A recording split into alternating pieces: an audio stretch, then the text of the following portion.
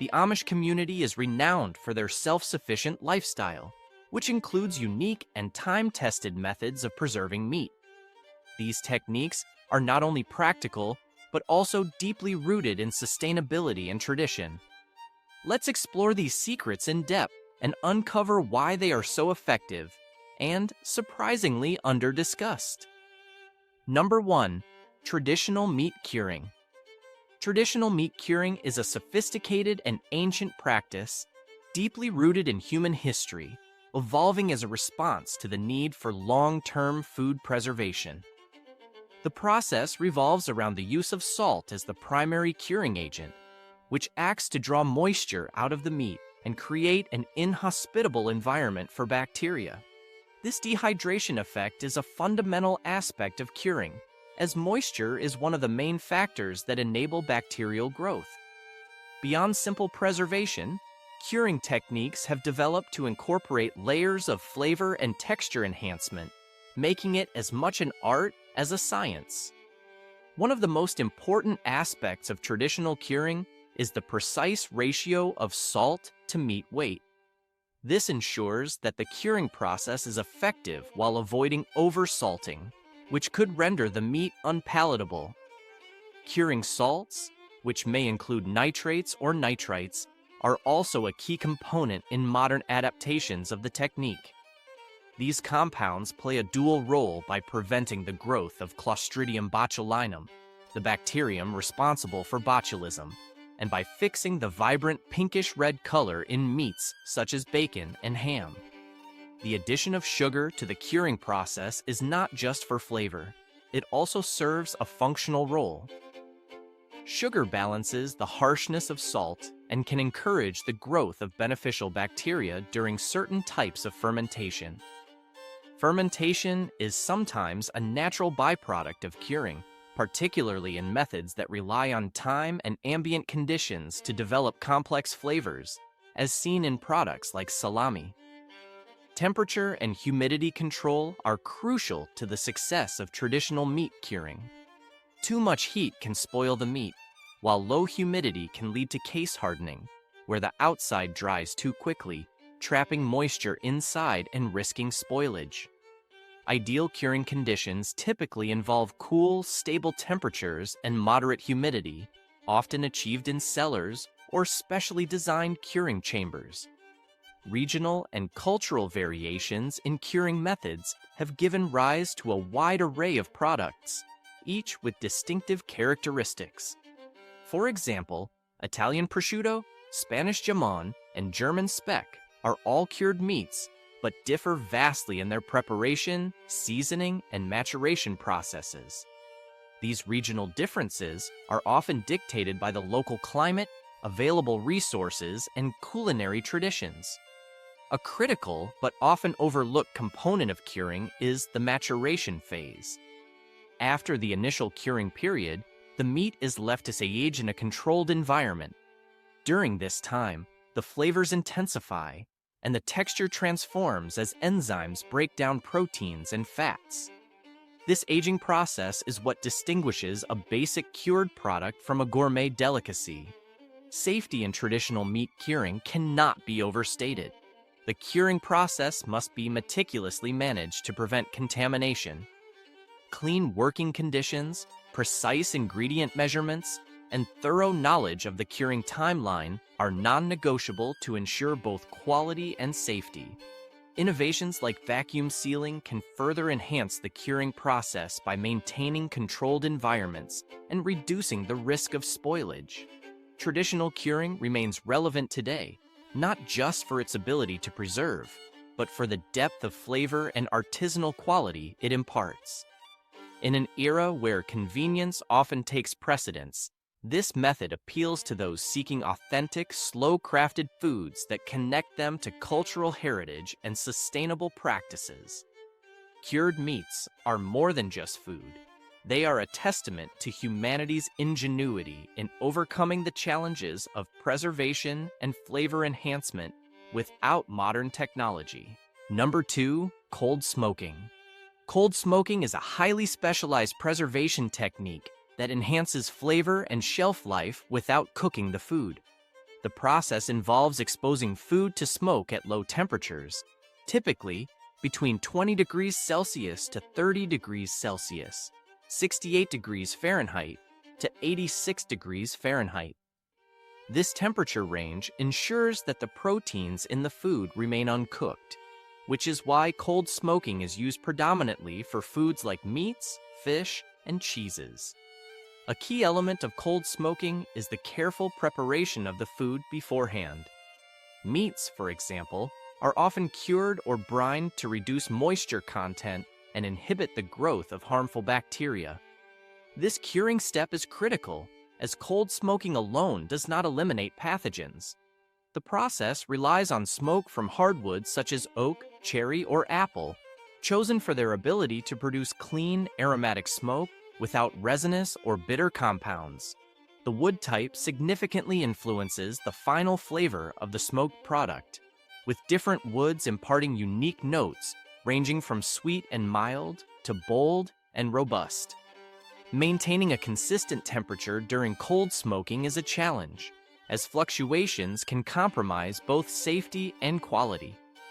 Temperature control is crucial because higher heat can inadvertently cook the food, while temperatures that are too low may fail to produce sufficient smoke penetration. Smoke generation typically occurs in a separate chamber to ensure that the food is exposed to smoke without direct heat.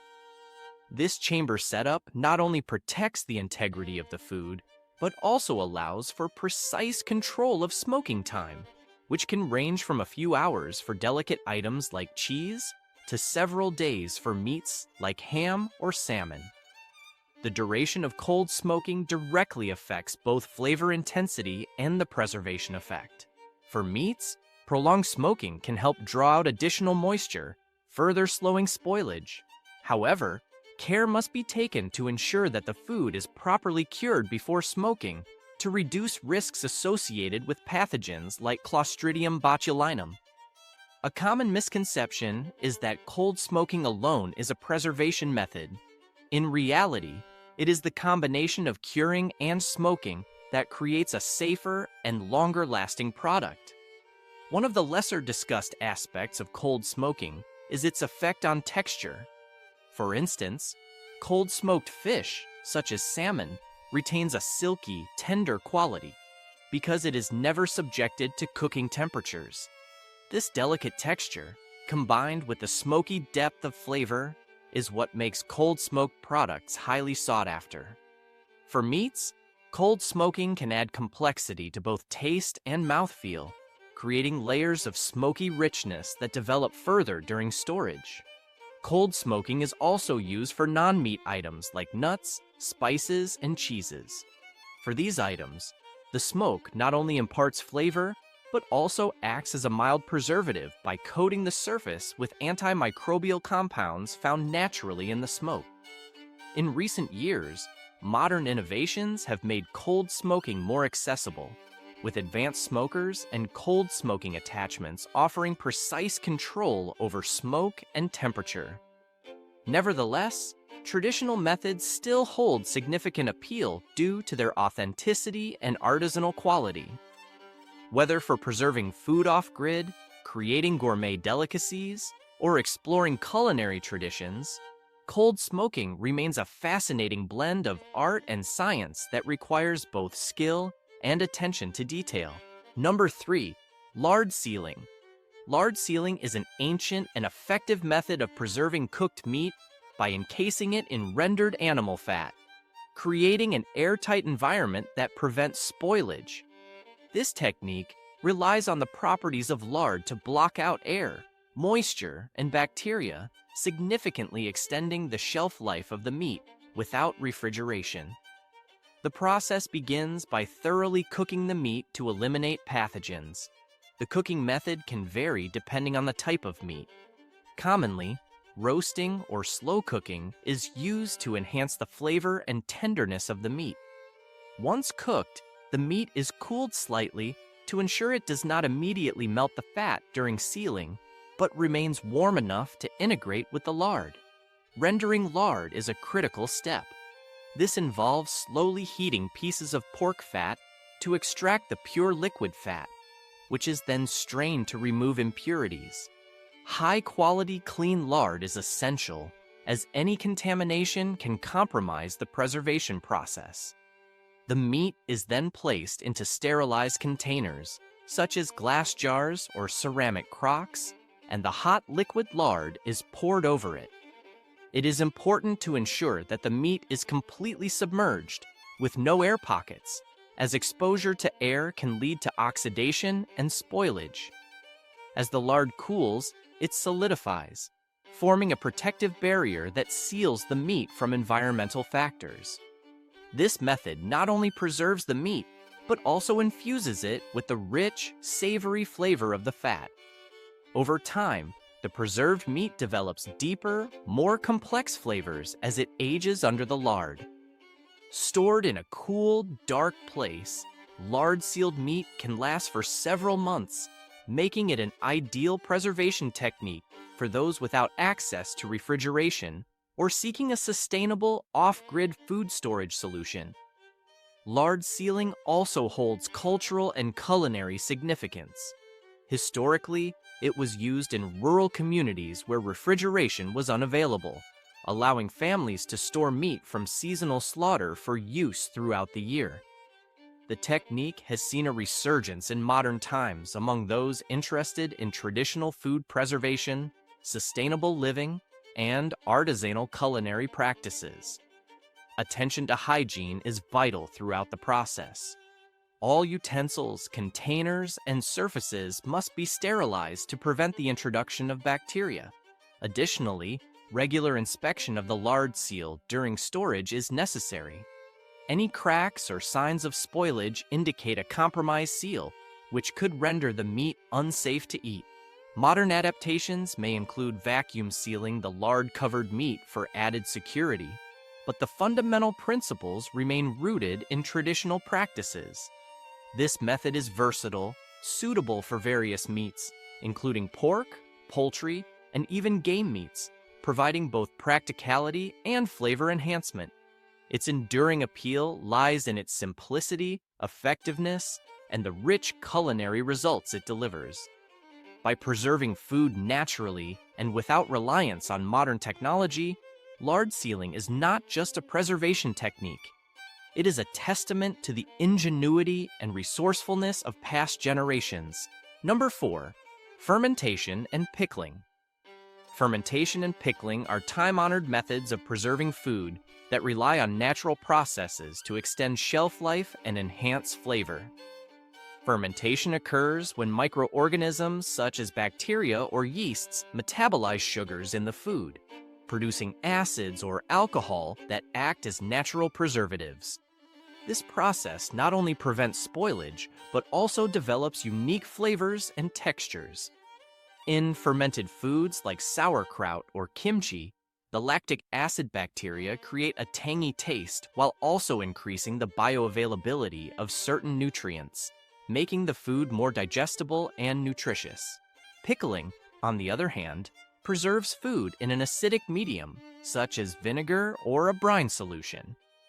The high acidity inhibits bacterial growth, ensuring the food remains safe for extended periods. There are two primary types of pickling: chemical pickling and fermentation pickling. Chemical pickling uses an acidic solution like vinegar to preserve items such as cucumbers, onions, or eggs. Fermentation pickling, however, relies on salt and the natural lactic acid bacteria present on the food to create an acidic environment. This method is used to produce classic fermented pickles and traditional sauerkraut. Both processes not only preserve food, but transform its flavor.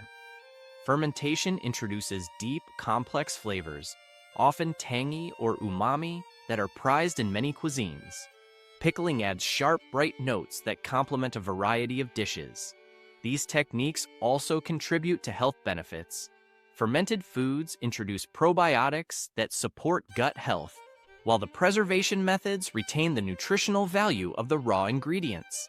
To achieve successful fermentation or pickling, precise conditions are essential. For fermentation, temperature control is crucial. with most lactic acid bacteria thriving between 18 degrees Celsius to 22 degrees Celsius, 64 degrees Fahrenheit to 72 degrees Fahrenheit. Too much heat can kill the beneficial microbes, while too little slows the process. Similarly, the salt concentration in brines must be carefully measured to create an environment conducive to fermentation while deterring harmful bacteria. For pickling, using high-quality vinegar with an acidity level of at least 5% ensures proper preservation. Historically, fermentation and pickling were indispensable for food storage, especially in regions with harsh winters or limited growing seasons. Today, they remain valuable not only for preserving seasonal produce, but also for creating gourmet flavors and textures. Innovations in these techniques, including experimenting with different spices, herbs, and non-traditional ingredients, continue to expand their culinary applications. These preservation methods have found renewed popularity among food enthusiasts for their sustainability, health benefits, and ability to elevate everyday meals. Number 5. Root cellars. Root cellars utilize the Earth's natural properties to create an environment ideal for preserving fruits, vegetables, and other perishable items for extended periods. The key lies in their ability to maintain a stable, cool temperature and high humidity, mimicking the conditions of a refrigerator without the need for electricity.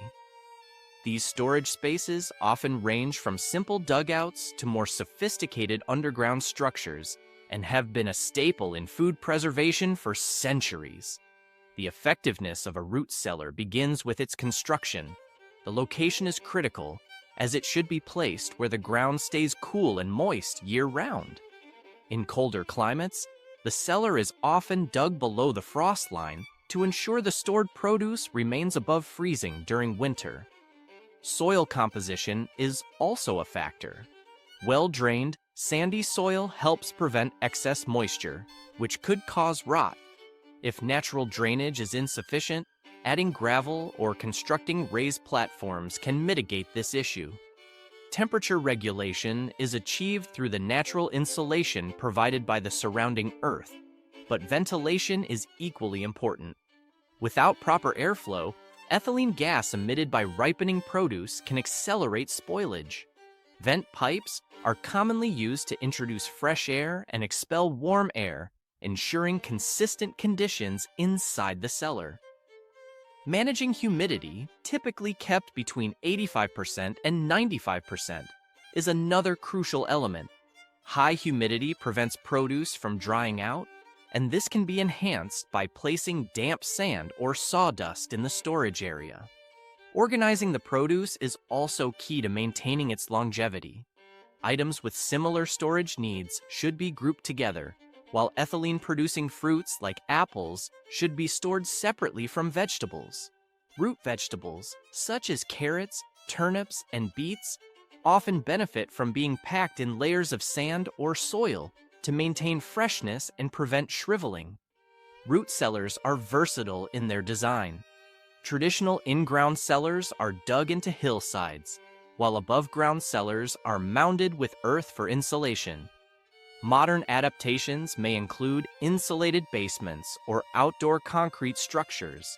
Regardless of the design, regular maintenance, such as checking for leaks, pests, and temperature fluctuations, ensures the cellar remains effective. Using a root cellar not only preserves food, but also aligns with sustainable living practices by reducing energy consumption and reliance on refrigeration. They are especially valuable for storing seasonal harvests, making them a practical solution for extending the availability of fresh, nutrient-rich produce throughout the year. Number 6. Canning meat. Canning meat is an essential method for preserving proteins for long-term storage without refrigeration, relying on the use of pressure canning to ensure safety. The process begins by carefully selecting high-quality cuts of meat, trimming away excess fat, and cutting it into uniform sizes. Fat trimming is particularly important as it reduces the risk of rancidity during storage, which could compromise the flavor and safety of the preserved meat. The jars used for canning must be sterilized, as even minor contamination can lead to spoilage. Sterilization is typically achieved by boiling the jars or running them through a high-heat dishwasher cycle. When preparing the meat, it can either be packed raw or pre-cooked, depending on preference and the desired outcome. In the raw pack method, fresh meat is placed directly into jars, relying on its natural juices to release during the canning process. The hot pack method involves lightly cooking the meat beforehand, which allows for better flavor integration and reduces air bubbles in the jar. Both methods require leaving proper headspace at the top of the jar to allow for pressure changes during processing. The use of a pressure canner is non-negotiable when preserving meat. Unlike high-acid foods, meat is low acid, making it a potential host for harmful bacteria like Clostridium botulinum.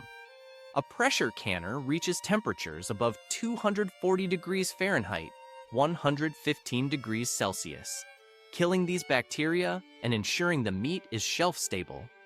Processing times are determined based on the type of meat, jar size, and altitude, with most meats requiring anywhere from 75 to 120 minutes of processing at the correct pressure level. Once the canning process is complete, jars are carefully removed and left to cool. During this cooling period, the vacuum seal forms, which is critical for preventing air and bacteria from entering the jar. After cooling, the jars should be inspected to ensure the lids have sealed properly. Any jars that fail to seal should be refrigerated and consumed within a few days. Properly sealed jars can be stored in a cool, dark place for up to a year or more, though regular checks for any signs of spoilage, such as bulging lids, leaks, or off odors, are necessary. Canning meat is not only a practical solution for food preservation, but also a versatile way to prepare ready-to-eat meals. Canned meat retains its tenderness and flavor, making it suitable for use in soups, stews, casseroles, or even as a standalone dish. It also aligns with sustainable and self-sufficient lifestyles by minimizing waste and reducing dependence on energy-intensive refrigeration systems. With proper techniques and attention to detail, canned meat can provide a reliable and nutritious food source for months, offering convenience and peace of mind for those aiming to be prepared for any situation.